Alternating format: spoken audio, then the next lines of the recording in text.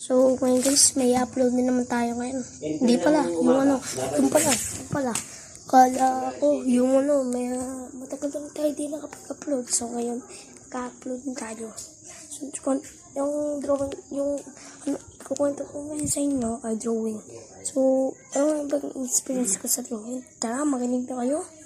So, ngayon, share ko sa inyo yung drawing. Yung unang subok ko, syempre, di pa ako magaling dun. Kala mo madali mag-drawing, mahirap talaga yon.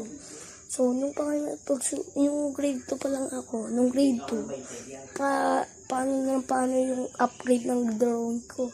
So, yung experience ko sa drawing, kaya nakaligin ko sa drawing, nag-drawing sa akin, may nag-drawing na kaklase. Sabi ko, ano yan? Sabi ng kaklase ko, uy, ito yung drawing to. So, naginaya ko siya.